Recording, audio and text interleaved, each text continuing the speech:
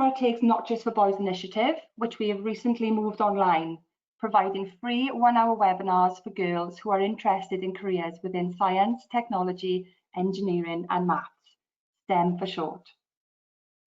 Our Not Just for Boys initiative is usually run during live events, which you may have already attended because they're very popular, which take place in an employer's place of work, providing girls with a day in a life experience of what it is like to work there, showcasing rewarding careers in STEM. These events usually feature female role models and have lots of try-a-trade activities for you to have a go at. And I hope that we get to run those again soon and that you can join us at them. But unfortunately, during the circumstances that we're in, we've had to move these events online. And yeah, for the time being, so here we go. So these webinars are a fun and interactive way to help you keep motivated and inspired while showcasing rewarding careers within STEM industries that are not just for the boys. And your career choices are absolutely should not be limited because of your gender.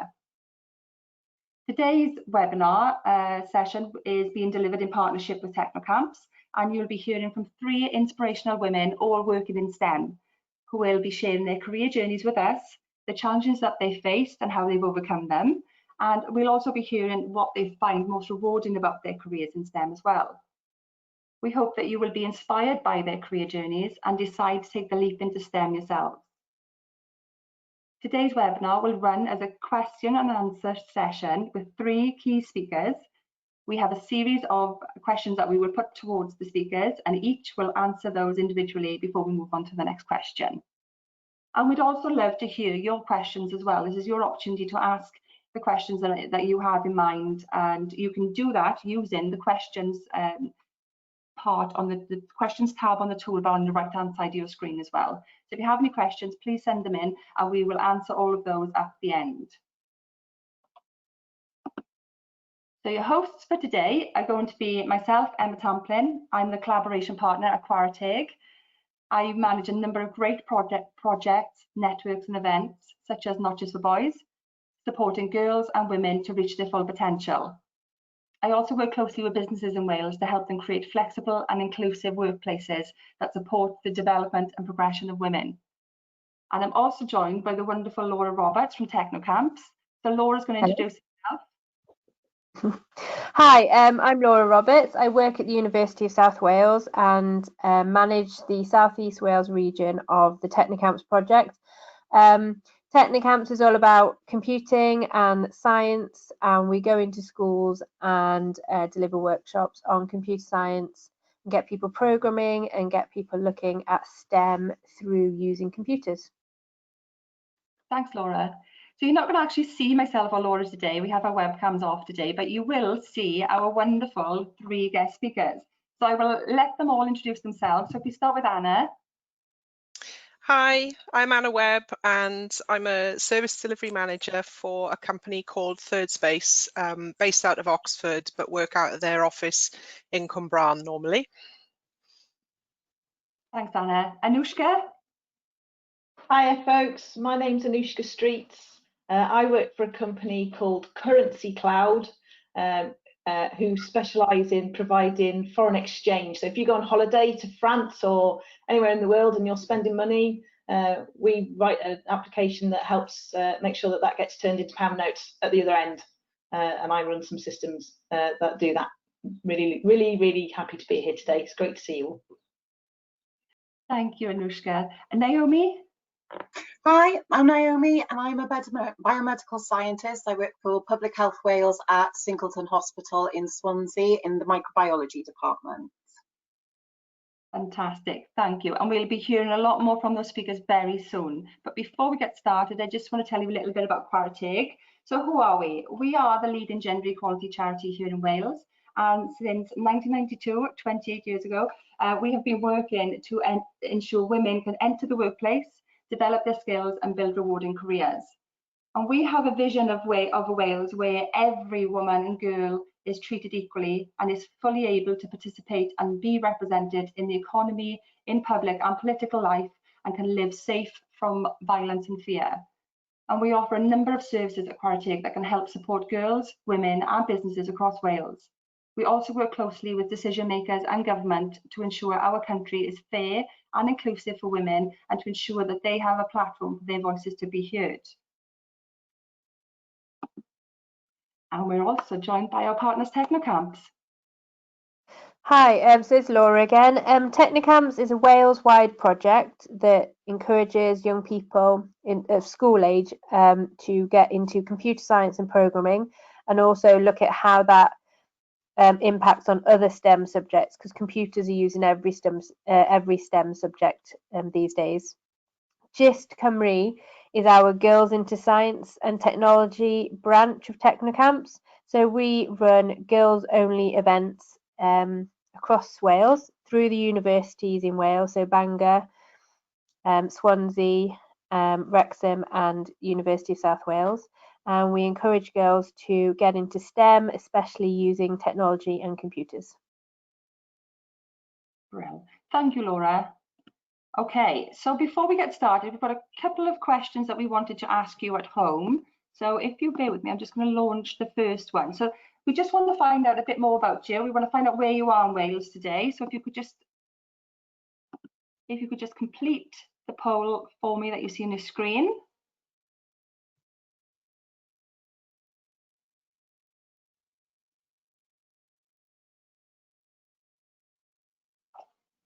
Okay, it's going up.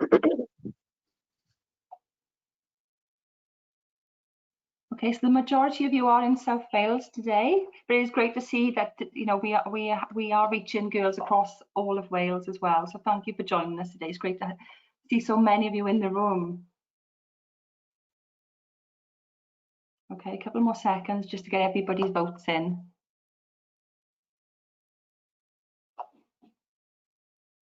Okay. Okay, thank you. I'm going to launch another poll now. Bear with me. We want to hear a bit more about your career aspirations. So are you thinking of going into STEM? If you could just click your answer.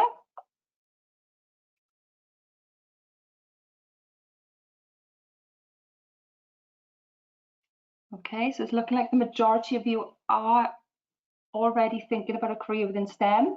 24% are saying no, so perhaps we'll be able to change your minds by the end of today after you hear from our wonderful key speakers. Okay.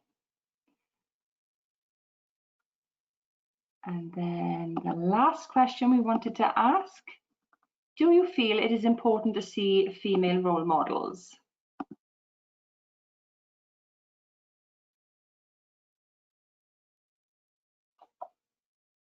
100% so far, absolutely. You know, we really do need to see those female role models, so that we can aspire to be like them, and just realize that there's people out there like yourselves doing those jobs. Okay, thank you for taking part in those quick polls then. Okay, so now we're going to move over to the fun stuff, the exciting stuff, what we all came here for today. We want to ask our questions to series speakers, and we want to find out their answers. This is an opportunity for you at home to just, you know, listen, be inspired, be motivated, and hopefully this will answer some of the questions that you might have about careers in STEM as well that might be holding you back from actually taking the leap. So yeah, also use this opportunity to think of questions for yourselves as well. So if you want to ask the speakers any questions, we can ask those at the end. You can do that on your toolbar using the question section. I'll keep an eye on it whilst our panel is speaking. And then we'll get back to you. Okay, so Laura is going to ask the first question. Okay, guys. So our first question is, can you tell us how you got into STEM? So how did it begin with your education, and were there any hurdles that you had to overcome? If we start with Anushka on this one. Hi, hello again. Okay, so my journey into STEM started, I was actually quite young. I was about 9 years old. I'm not going to tell you when that was. It was a little while ago. And in school, we had the computer came into school, and this was quite a big deal. It's not like school now where they're everywhere and you carry around a supercomputer in your pocket all the time. We had one computer. It was a BBC Micro. and it had, I think at the time, about 2 gigahertz of a CPU. So that phone that you're carrying around in your pocket has got about 2.6, sorry, hertz, not gigahertz. And now your phone in your pocket's got about 2.6 gigahertz, which is about 1 billion times more than this little BBC Micro that I was working on, just to give you some kind of idea about how computing has moved on in the last years, a lot of years. And I was just fascinated by it. And I had the computer teacher was incredibly inspirational, a man called Mr. Towers, who I still remember fondly today. And he said, "Do you want to have a go?" We wrote in a language called BASIC, which is still a really good language to learn in even today. And we wrote some really cool little programs that did some little games. I was just absolutely hooked, and so I went on and I did O-levels in computers. I went to the University of Glamorgan, so for those of you based in South Wales, which is now the University of South Wales, and did a fantastic degree there where I had the opportunity to work, do a sandwich course, and I spent a year working in British Steel in Port Talbot, where I really learned about programming and working in teams, which is a really important part of what we do in our STEM careers. It's not just all the techie stuff. And my career has just blossomed from there, and I've been very fortunate to be able to stay predominantly working in South Wales as well. I do work for organisations that I've got offices in London, but I'm growing teams in South Wales, which is really, really exciting. So that's me. Excellent, thank you, Anushka. Can we ask Naomi now? Okay, so I started my education in STEM only a few years ago. Before that, my background was in the arts, but I've always loved biology, and I think my interest probably started when I read an article about Ebola when I was a teenager, and I was just astounded by how something so small could have such a colossal impact. So that interest never went away, and after becoming maybe a little bit bored of what I was doing, I decided that I was going to go back into education and become a biomedical scientist. So the first thing I did was an access course in Cardiff and the Vale College in Cardiff. This gave me the opportunity to sort of refresh all my knowledge, teach me a lot more, finally overcome my fear of chemistry. And eventually, after finishing that, I could start the course at Cardiff Metropolitan University, and I am doing the healthcare science degree. I'm in my final year of that.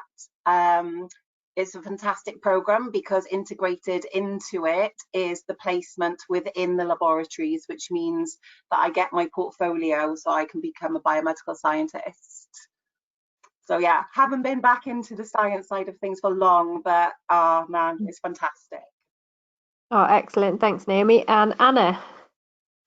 Hi. So yeah, similar to Anushka, my initial foray into IT started when I was very, very young. I had my first computer when I was 8. My uncle bought it for me because he thought it was the way forward. And yeah, it came with a basic programming book, and I used to spend hours typing in lines of code, only to find out there was a bug there somewhere. But I never really capitalized on that.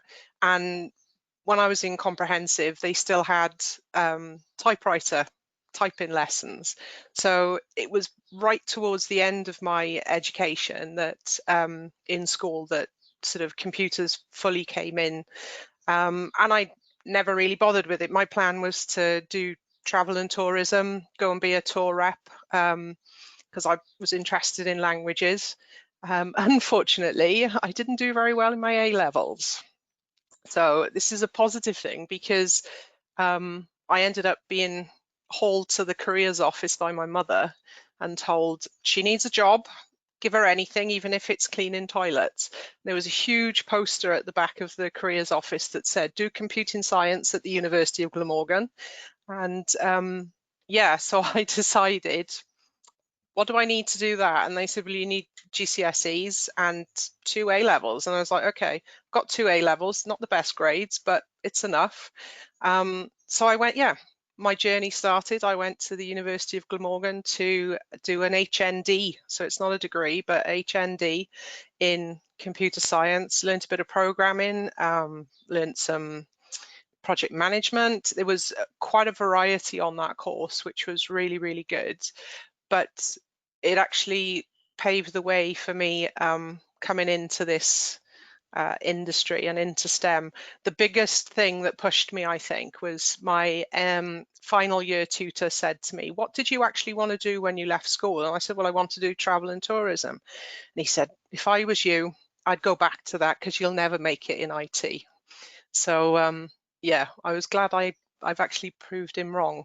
Got my first break with a job at British Airways maintenance and in Cardiff, and I haven't looked back. It's been absolutely fantastic. There's been some ups and downs. There's always some hurdles. You know, you get made redundant, or there's different opportunities. I've worked for a few companies that have been taken over by other companies, and you're never sure what's going on, but seem to have made the best of it. So yeah, it's been good.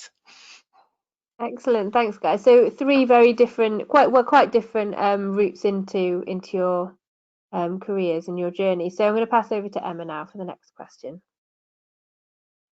Thanks, Laura. Yeah, before we start moving through the rest of the questions, it would be great to hear an overview from each of you of what you do now, where do you work, what you do on a day-to-day basis. So I'll start with Anushka.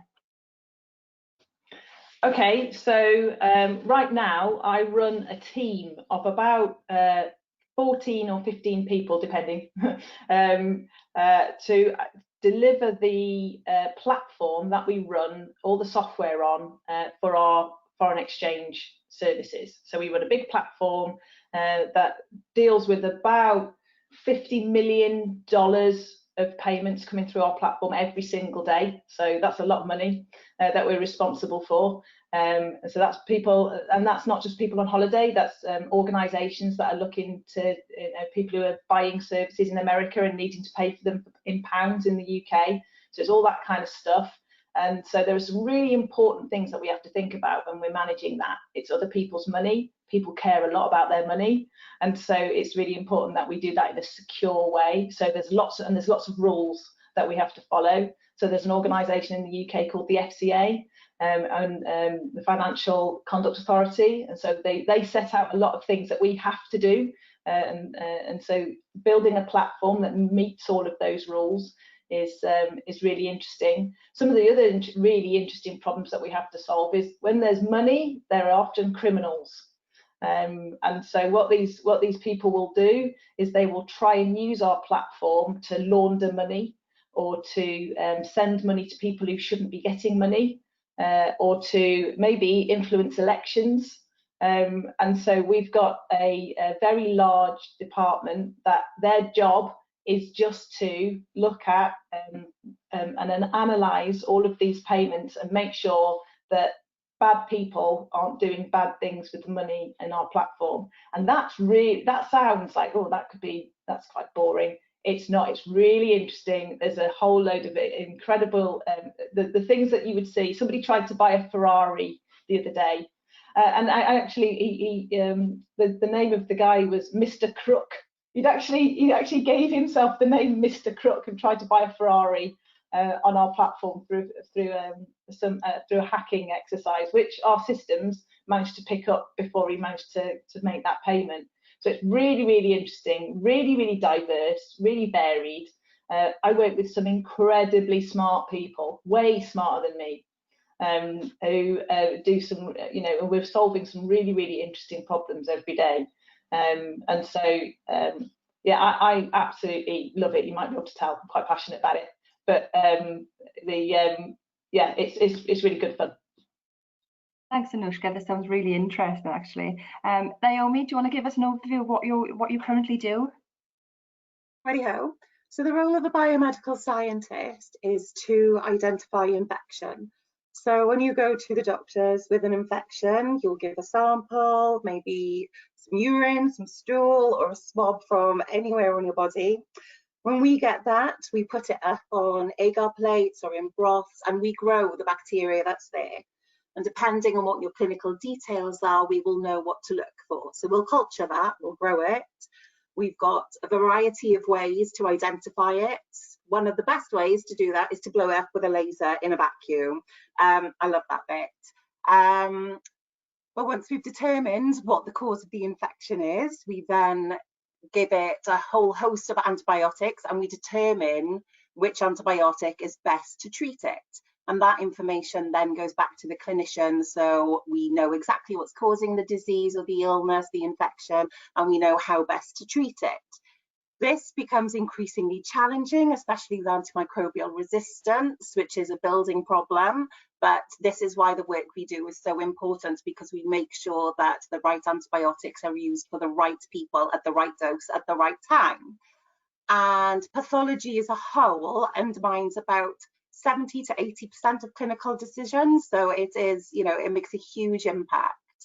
So that's what I do. And the way we work is, if you gave a sample to us in Cardiff or in Swansea or in Edinburgh, any lab that is accredited, that same sample, you will get the same results for. So you can trust that when you give a sample that you will get the right results the first time, every time.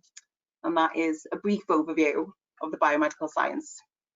Thank you. I think you did really well to capture that in a nutshell there, Naomi. Thank you. Anna, would you like to just give us an overview of what you currently do? Yeah, sure. So like I said in my introduction, I'm a service delivery manager for ThirdSpace. ThirdSpace are a security identity management company.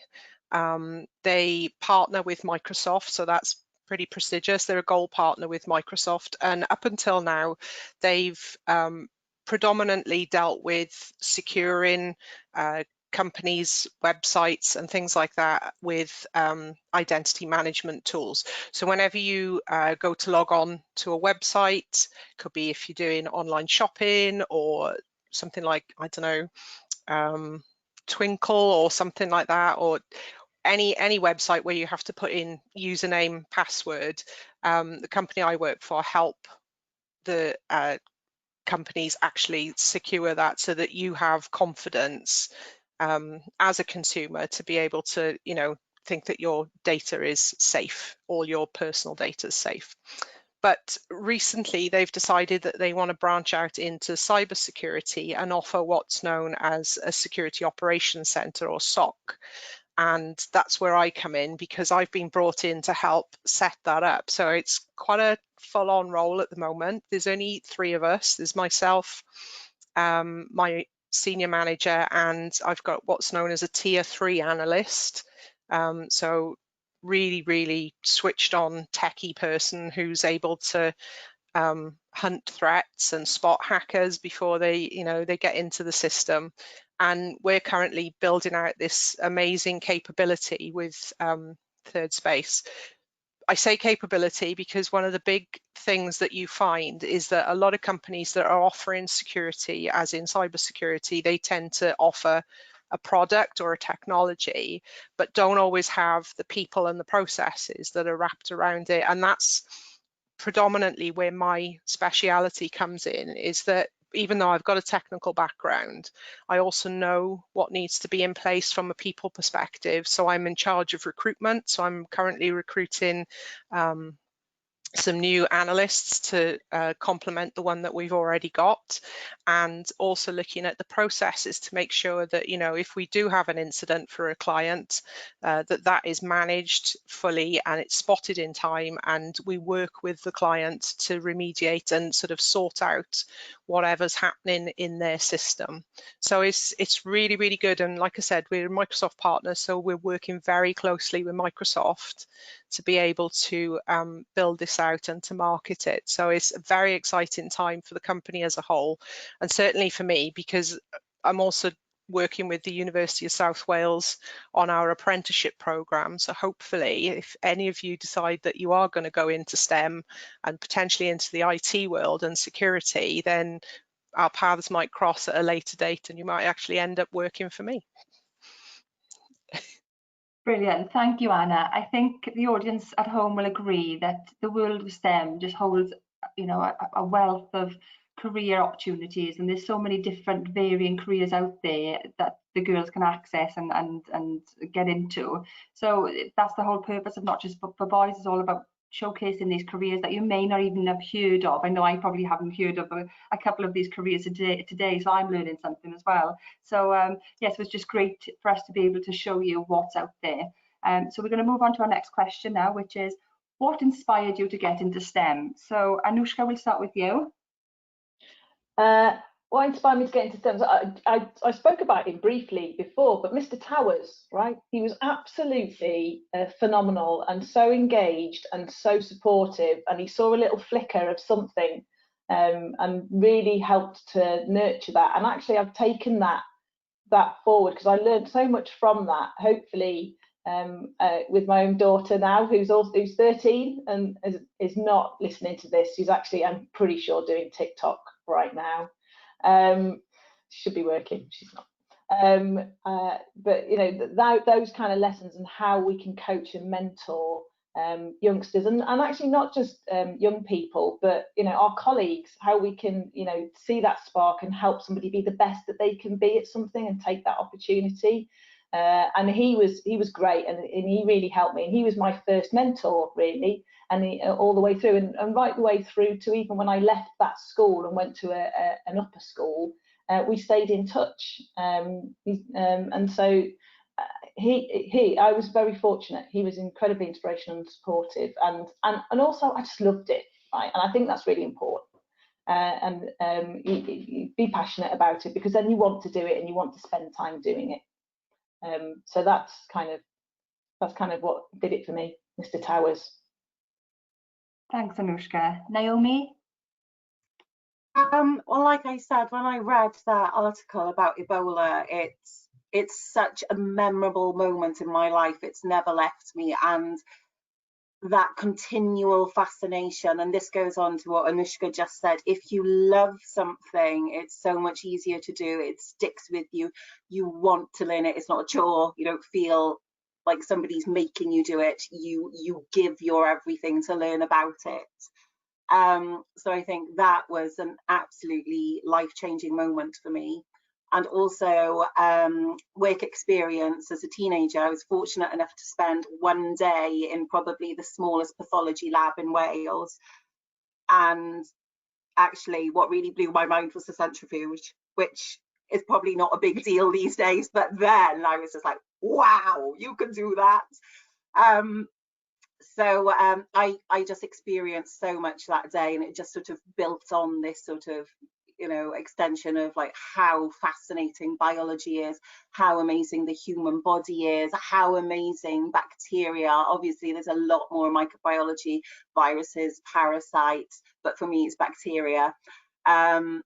And it really just is, that love has just grown from there. And the pathologist that I worked with on that one day, he was so enthused as well. So, you know, that never really left me. So yeah. Thank you, Naomi. Anna? So yeah, like I said, my uncle bought me my first computer. It was a Amstrad. So for those of you who don't know, Amstrad is Alan Sugar's original company. And I guess even though it didn't push me initially into STEM, it gave me that start. So that when I did get to university, and I did sort of fall into this career as it felt at the time, I was sort of like, okay, yeah, I'm pretty good at this. I can do this. And I will say that once I was in the university, some of the guys, because I got to say there were only 3 girls on my course and I was one of them. It was really, really inspirational to see, you know, some of the things that these guys could do, whether it was programming, whether it was databases or whatever. And I thought, yeah, I can really get into this. And once I got my first role with British Airways maintenance, I think the fact that although I was working in IT and working with computers, the fact that I was working in a aeroplane maintenance company was an amazing thing to be doing, because you don't just get to work on the computers. They also let you work on the aeroplane so many times in a year. So you were learning about other things to do with engineering and technology. And I've learned it's been very, very similar all the way through my career. I've worked for pharmaceutical companies, so I totally get the microbiology stuff. It is so fascinating to work in industry and be able to see the different departments, because you are fixing computers basically, and the way that computers don't just allow you to type Word documents or create things in Excel spreadsheets, but the way that they connect to blood testing machines. I've worked for Johnson & Johnson, and that was fantastic sort of learning experience. So yeah, my uncle was my initial inspiration, and I've got to say he's still keeping me going. But I've had lots of different inspiration through the years in the different areas that I've worked in. So thank you, Anna. And I think the audience at home would agree that we have 3 very inspirational speakers today. So hopefully you would be able to inspire the future scientists sitting there at home. I'm going to hand over to Laura now, who's going to do the next question. Okay, thank you, Emma. So a couple of you have mentioned some obstacles, so things you had to overcome along the way to get to where you are in your careers. I mean, I'm going to diverge a bit and say I did a physics degree, but initially I failed my physics A level. So I did do a physics degree. I've taught physics. I'm in computing now. So there are, you will come across obstacles. So what was maybe choose one big obstacle you came across, and how did you overcome that to get to where you are today? And we'll start with Anna on this one. Okay, so it's possibly the most obvious obstacle, but I started out in IT 25 years ago, I think, and it was very, very much a male-dominated environment. Like I said, there were only 3 girls on my university course, and I was one of them. And yeah, I've had to deal with a lot of sort of prejudice, I guess, thinking that girls are not good enough, or that you're not as technically minded as some of the guys. The other one as well has always been the physical capacity, because when you're a server engineer, you usually end up having to rack servers, which are quite heavy, and it's that, oh, it's all right, I'll do it for you, because it's like, no, I can hold my own. I'm fairly well trained when it comes to going to the gym and stuff. So there's been some obstacles there to overcome. Thankfully, that is diminishing at an increasing rate, because there are more and more girls going into STEM, and more women coming into STEM later in the game as well. So a lot of companies are sort of driving, like a women first program, or having women in leadership, and it does make a massive difference. So, but yeah, that was one of my big obstacles originally. Yeah, thanks for that, Anna. Yeah, definitely a changing environment now for women, but yeah, definitely still a challenge, but hopefully not as bad as it has been in the past. And Naomi, how about you? To be completely honest, I think my biggest obstacle was myself. For a long time, I just didn't think I could do it. I failed my biology A level as well. And I just never believed that I could do it. And also, there never was, visible female role models in the field that I wanted to get into. It was definitely male orientated. But like Anna says, that is changing massively. And in fact, in the laboratory, we are mostly women. Most of the biomedical scientists are women. A lot of the managers are women. So like Anna said, again, that is changing fantastically.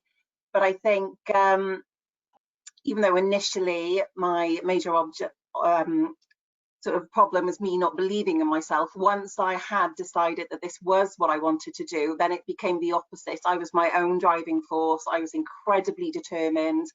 And that sort of attitude changes everything. When you go from like, oh, I'm too scared of chemistry, I couldn't possibly do it, to no, I'm going to smash this. then that is the course that it takes. You know, if you've got that drive and self-belief and that kind of attitude, then, you know, it's absolutely achievable and doable. So, brilliant. I think that's awesome. Excellent. And Anushka, any major hurdles you've overcome? I think that the major one was quite early on when, so I'm one of three, and my parents, my mum's a nurse, my dad's a panel beater, so quite a working class background. And while there was support for university, we decided with my family that I wouldn't be able to go away, right, and live away from home. And so I kind of had to adjust my expectations about, you know, where I wanted to go to university. And actually, it's the best thing that ever happened, because going to the University of Glamorgan, which at the time, you know, it was a polytechnic, it wasn't a particularly prestigious university, but actually it was one of the first universities to be associated with the British Computing Foundation. And then really, essentially, the one thing it had, that a lot of the university courses that I really wanted to go on in, you know, in the far reaches of Scotland, and you know, I was 18, I wanted to leave home for a bit, right? My folks live in Llantrisant, right? It's like a 7-minute drive to the university. This is not what I had in mind.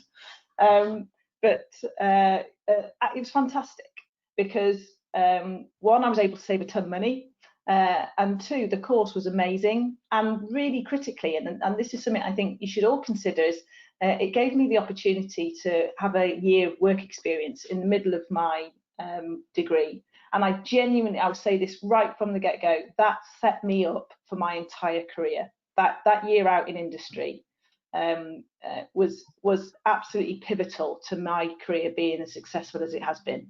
And so something that at the time I felt was a huge hurdle, and I was very grumpy about, actually turned out to be the best thing ever.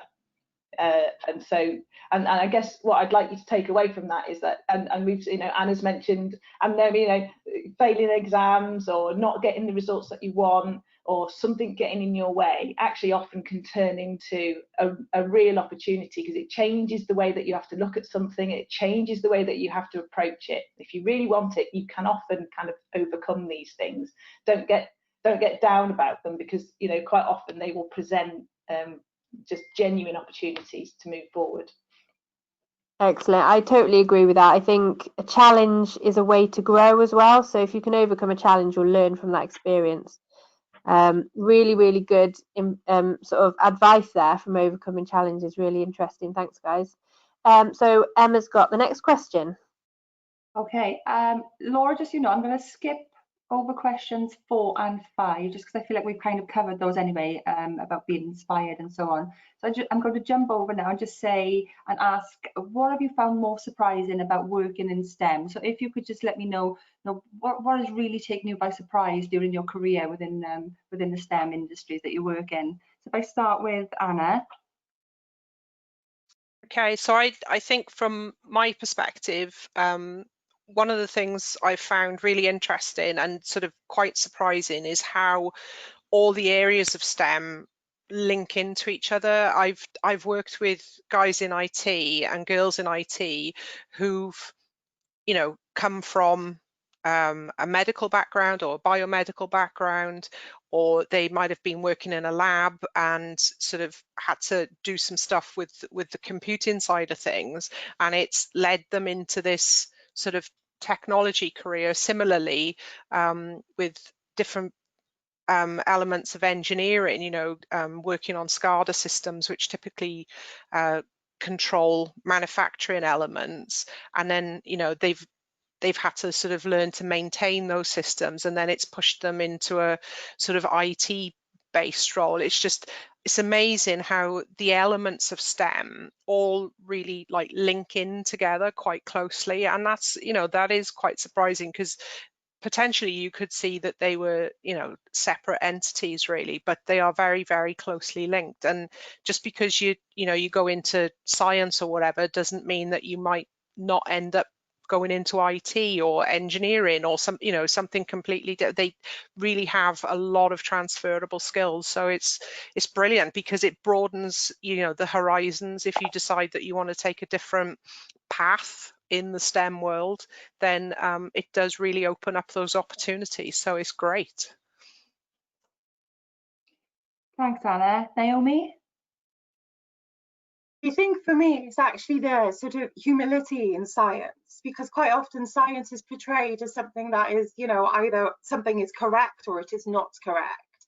But I think really science is everything in between that. You're sort of taught to question things, to critically evaluate things, and you judge things not on opinion, but evidence. And once you start following that, you have to accept that you have to be able to change your mind. And I think that's a really good thing, because that encourages us to continually grow. We encourage each other to always improve. And I think, you know, I think that just shows flexibility, and it just means that we are always improving, and it encourages us to think sort of outside the box. So with regards to like cybersecurity, you have to be able to see new ways of doing that, and it is by following the science and the evidence, and you know, that's how you figure those kind of things out. So it's something that just continually develops, and I just think that's really exciting. Thank you, Naomi. And Anushka? I think for me, so when I was, you know, I was doing when I started out and when I was doing my degree, it was all about the technicalities of writing lines of code, and I thought that was amazing, and I still enjoy that today. But actually, after moving into a career in computing, what I found is that is actually a relatively small part of my role and what my roles have been. Actually, a lot of my role is about people and about building relationships and teamwork and collaboration, and that and in fact that is where you really get the thrill. Actually, I always used to think I'd get the thrill from you know, building software, and don't get me wrong, that's cool. You write some code and it does some stuff and you go, oh, that's amazing, that's very satisfying. But actually I get way more satisfaction out of building teams, out of getting the best out of people. And actually and that was the biggest surprise for me throughout my career, was that technology is great and maths is, you know, maths is important and all of these things, but actually your ability to work with other people and to build relationships and to collaborate and to operate in teams is by far and away the most important thing that you'll take out of a career in any STEM, right? I'm sure Naomi and I do something completely different, right? Both in STEM, but I'm sure that, you know, the collaboration and the teamwork and the relationship building is a foundational piece across all of that. And as Anna was talking about, transferable skills as well, you know, totally transferable into all sorts of walks of life. So for me, that was the biggest surprise. Thank you. I think that just goes to show that careers in STEM just offer lots of different layers within the careers that, you know, you first go into, and what they change into and how you grow throughout those careers as well, and that you can change your mind and go and try something else as well if that's not kind of working for you. So it's just great to hear those experiences from you today, to share with the girls that, you know, it's always ever changing within STEM. Okay, so we're going to have our next question from Laura. Okay, so Anushka's just kind of touched on this, I think. But what do you find most rewarding about your job? So when you go home, what gives you that, you know, accomplishment, that satisfaction feel? What do you know, what do you get out of it, and why do you keep doing it day to day? So if we start with Anushka, because you were sort of touching on that with the team working element, I think. Yeah, definitely. And I think you know, there's a huge element of problem solving as well.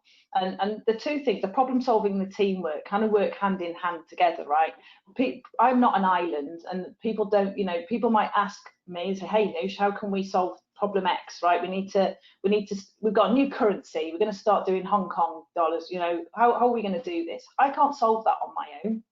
The only way I can solve that is to work with other parts of my organisation, and that's not just in the technology parts of my organisation, right?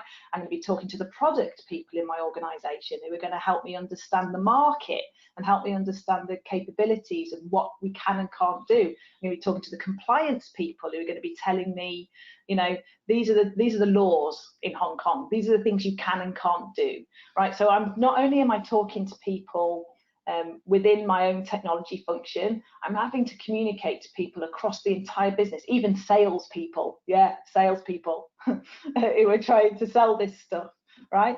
So, and that for me, that collaboration and bringing all of that together, and at the end coming out with something that customers want to use and that adds value, is really, really motivating.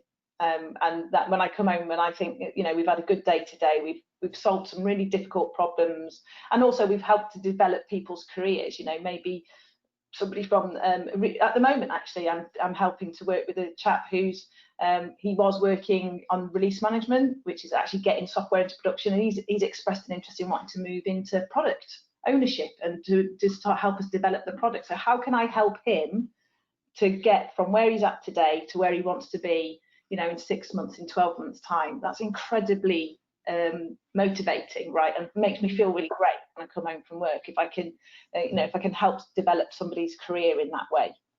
Excellent. Sounds very, very positive. Okay, so same question let's go to Anna this time. So what's the most rewarding part of your job for Anna?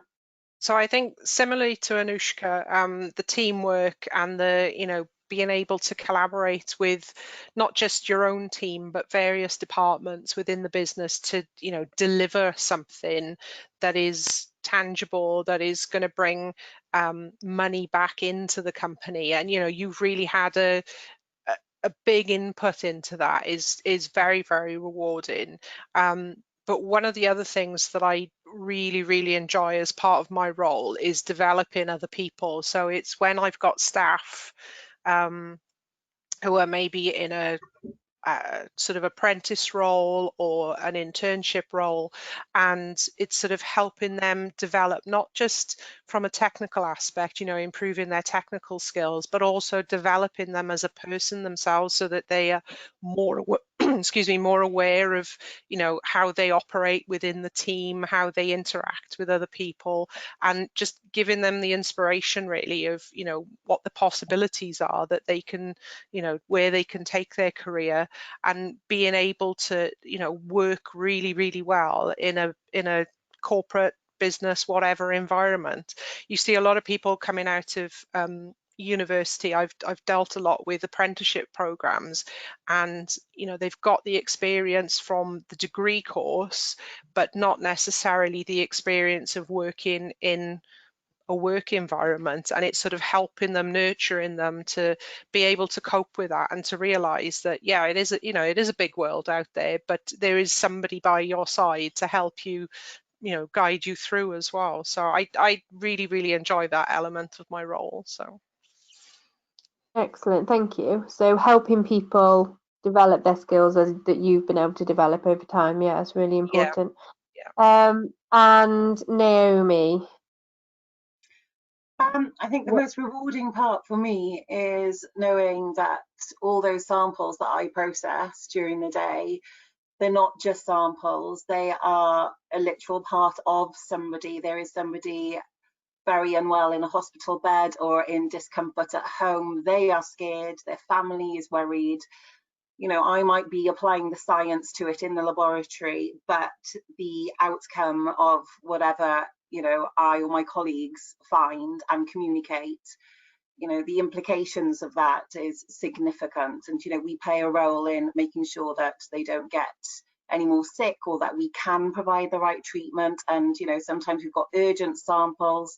So when you can, you know, give somebody a result within, you know, an hour or even less sometimes, and you can start their journey to becoming better again, that's an absolutely amazing feeling. And, you know, the patient really is, you know, the ultimate beneficiary of everything we do. So it's just knowing that what you do contributes to the health and well-being of other people. Yeah, that sounds very, very exciting, very satisfying.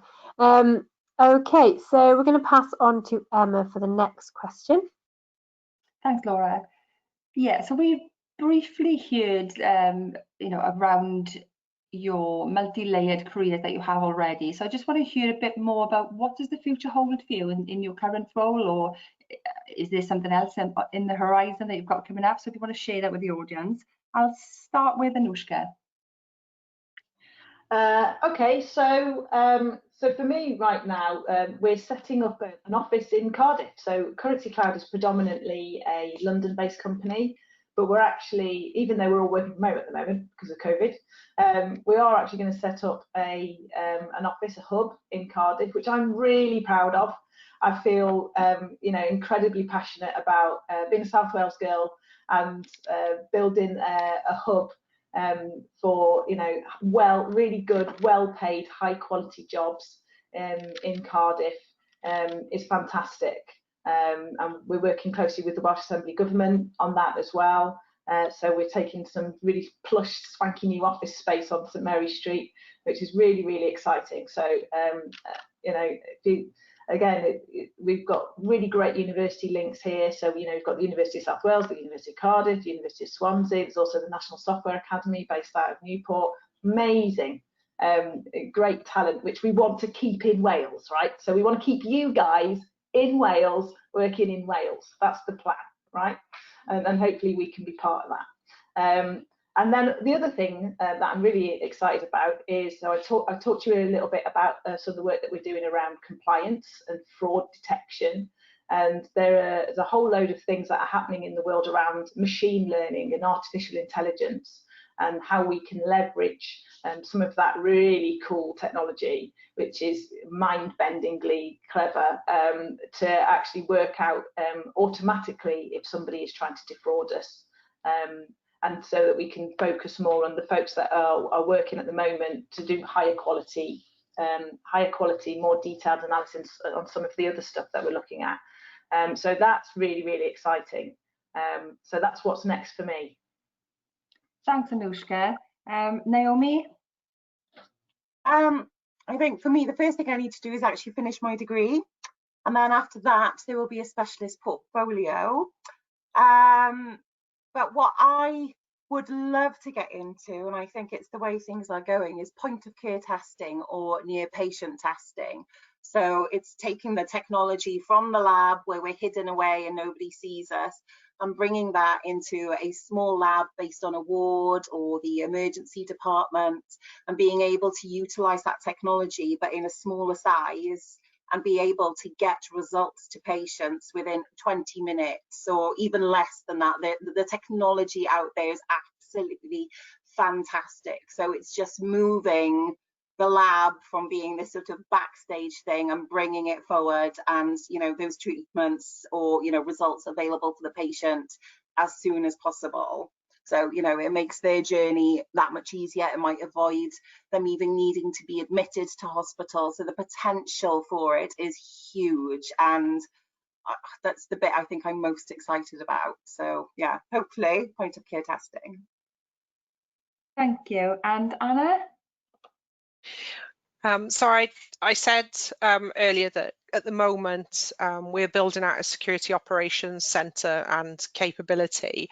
I actually started the role I'm in now back at the beginning of May. So I actually changed jobs in the middle of lockdown, which was a little bit strange, but it means that up until now we've not been able to secure a building in order to have a physical location for the operations centre. So the next exciting thing for us is going to be, and for me, is going to be finding that building and then kitting it out with everything that we need to make the security operations centre a bit of a showpiece for clients, so that when they come and see what they're able to take from us as a service, they'll have this visual sort of aid that will go, wow. So it's sort of, I'm working on what that's going to look like, even though we're not really sure where it's going to be yet. So once things in lockdown are a little bit easier, we'll be able to start looking properly at buildings, locations, could be in Cardiff. I've recently moved from a role in Cardiff, so you know it's a great place to have an office. And again, as Anushka said, we've got really, really good links with all the universities. I work specifically with University of South Wales and the National Cyber Academy, so it's, you know, it's something that's going to be up and coming. So definitely keep an eye out, because we will be looking for recruits at some stage. And I would love to get some more females on the team, because at the moment it's just me.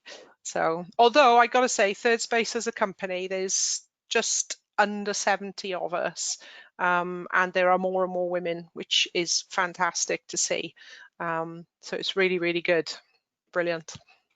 Thank you, Anna. That's really great to hear. And if any of you have any opportunities that we're able to promote to our audiences and our networks, then please let us know. If I think obviously with what's happening out there with COVID-19, there may be restrictions on sort of work experiences, but perhaps there's other ways that the girls can get some experiences with you. Perhaps there's online sort of one-to-one mentoring sessions, but we can have a chat about that offline, and we can let the girls know later on what opportunities are out there for them to tap into. So thank you. And I think we would agree that the future of STEM is very interesting. I'm conscious of time. We've got 5 minutes left before the webinar will actually kick us out. So Laura, shall we combine questions 9 and 10, and then we'll go with, we'll ask the questions from the audience then? Brilliant. Okay. Do you want to? You go ahead. It's fine. Okay. Fab. So I'm going to combine 2 questions now. So what advice would you give to the girls considering a career in STEM? And what would your top 5 tips be in achieving your STEM career? So if I start with Naomi. Do what you love. I think it is as simple as that. If something excites you, then just go for it.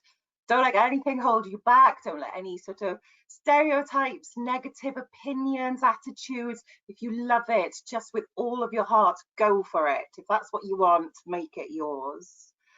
As for a couple of tips, I found one thing that was really useful was setting up a sort of professional Twitter account where you only follow people within your sort of field. It's amazing the amount of things that you have never thought of that will just drip feed into your feed, and you're not distracted by family and friends dramas. You can't get away from happy pictures of cats, though that exists everywhere. But one where you can just concentrate on the fields that you want to get into. But yeah, the under all of it is just go for it, make it yours. Thank you. And if we can quickly go to Anushka. Yeah, basically what Naomi said, right? It's kind of, it's so important to do something that you're passionate about, because it's just hard work otherwise, right? And the great thing about STEM is that the opportunities are so diverse. There is so many different things that you can do. And then even if I kind of just whittle it down to the T bit, which is, the technology bit where I sit, even that is just vast, right? There is so many opportunities. So, engage with something that really, really gets your attention and really makes you want to continually learn. Because the biggest lesson that I've learned is that I left university with a degree. That was not it. I've spent my entire career learning, and the only way that you're going to be able to sustain that and keep that going is if you really are very, very passionate about it, right? And so and I mentioned before, didn't I? We're looking at machine learning and artificial intelligence. That is new to me. As a blank slate, that is something I'm going to have to learn from scratch. And I need to where do I get the motivation from to do that? And if I don't love it, it's going to be pretty hard to do that. So, and also try and get a mentor and get out there, right? I've been very fortunate in my career to have advocates and mentors who have helped me and worked me. Some have been within technology, and some have been nothing to do with technology whatsoever. So, by all means, talk to people who are within and without of that community and get the opportunity and just have a go, right? There's so much stuff with technology where you can just have a go, and people are there to help you. Generally, the community is very, very welcoming, will help you as much as they can. There's a load of open source projects that you can just get into and start contributing to. Get stuck in, don't be frightened of messing up, because you will mess up. I mess up all the time, right? It's absolutely fine. I make mistakes constantly. And the thing is to learn from them and to develop from them. And that's it. So don't be frightened of failing, because we all do. So just, learn from it and move on. Thank you, Anushka. Very wise words there. Quickly, Anna, over to you. If you could just do it quite quickly. Thank you. Yeah, I'm going to say two things. Don't ever take no for an answer. And if you can't beat them, teach them a thing or two. I absolutely love that, Anna. Thank you. They're definitely wise words to live by. Before it kicks us out, we have a couple of questions from home. So I'm just going to pick up on one of those questions, and then the ones that we can't answer, we'll answer those offline and we will email you the answers. So a couple of people asking about gaining experience. How can they gain experience with COVID-19 happening? How can they get that work experience alongside their degrees? What can they do instead? Any ideas? There are companies, I know Third Space are looking into, particularly from a university perspective, but I'm sure it could be adapted for other things. They are looking at, having an apprenticeship program that works with the university that allows students to get experience, even though they might be working from home or having to do it remotely. So there are companies out there that are able to do this, even if it's just, like you said, a mentoring session with somebody. You can get that experience. It's just finding out which companies are doing it, really. Thank you. Anybody else? I think volunteer as much as you can. Sorry, Anushka. No, come on, go ahead. I think volunteer as much as you can, even if at the moment it's with online events, then, it's just a stepping stone. It makes you stand out, and, it might not be direct experience, but it just shows that willing and initiative is there. So I'll hand over to Anushka quickly. No, I was just going to say, just back to the open source stuff as well. So a lot of that is not necessarily tied to a specific organisation where you have to work specific hours or specific times. So if you can find an open source project that really interests you, you can work on that in your own time. You can reach out to that open source community to try. Again, I'm talking specifically about the T in the STEM here. Sorry, that is my area. But that's a genuine opportunity if you're interested in that. Where you can do something that you can absolutely do in the COVID kind of context that we're all living in right now. Thank you. That was great to do that quite quickly. So I just want to say thank you to everybody who joined us today from home, and we hope that you found it useful and inspiring. A big thank you to our partners Technocamps and to our wonderful speakers Anna, Naomi and Anushka. We will be sending around a recording of today's session as well, and the slides if you need them, and I can share contact details of our guest speakers if you want to get in touch with them about anything else. We will answer the questions that we didn't get time to answer today offline, and we'll get those back to you. If you need anything else, please just get in touch. We have some other upcoming Not Just for Boys events taking place online as a webinar just like this with other inspirational women.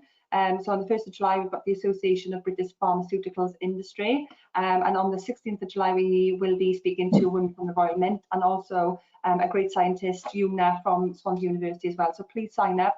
I'll send you the links after today. And if you want to get in touch with us for anything, then here are our contact details. Here's my contact details, and here's Laura's from Technocamps as well. So we hope you've had a great session, and we hope that you will join us again. So thank you very much for participating. Thank you, everybody.